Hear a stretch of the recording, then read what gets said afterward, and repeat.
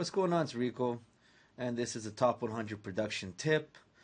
Today what we're going to be talking about is MIDI chords and how to use them in your productions to basically help you out with chord progressions. Apparently a lot of people seem to need help with chord progressions, so this is my answer to it. So let's take a look what I did here. I've used an instance of Contact and I set up a patch, like a Rhodes keyboard patch type of thing.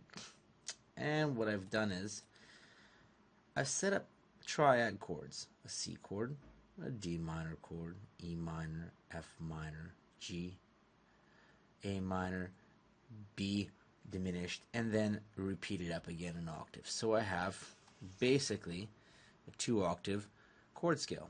So let's take a listen to this. I'm going to press play.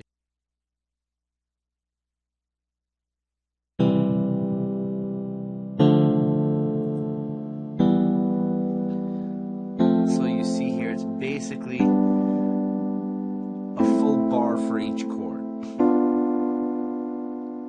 Now I've used whatever patch I felt like using, right? So I'm going to stop this. The next thing what I did is I took this and I converted it to audio. So I have an audio file here. So here's our audio file. Hey, it's the same thing. Good. After this, I took this audio file and I dropped it into Recycle, or you can use Reason, or you can use Cubase now, or any of your DAWs, and I've chopped it up into samples. So each bar is its own sample. Right?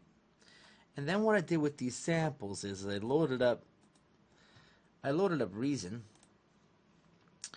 and I opened up an NNXT. Now you can do this with Contact. You can do this with virtually any sampler, right? I prefer the NNXT because I prefer their filter and their modulation envelopes here. I think they sound awesome. So, and what I did is I've mapped them out so that each key has its own chord. So as soon as I turn this on, right here, you'll hear it. Each key has its own chord.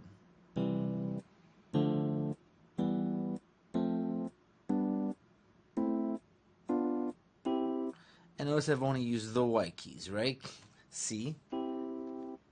So if you look right here where my cursor is, I got C, D, E, F major, G major, A minor, B diminished, and C, and then up the scale again.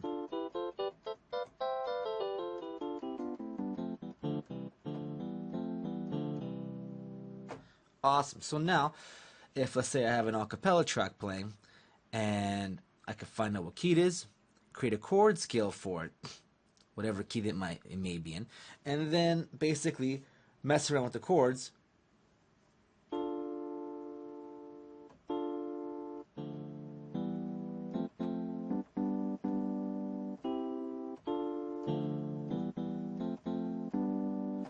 To find a nice chord progression or whatever, right? And then use that in my track, build around it. You may not even use the chord progression, the actual sample patch that you're using here in the song, but at least you have a chord progression to build your track on. So that's the tip for the day. I hope you liked it, and I will talk to you soon. Rico out.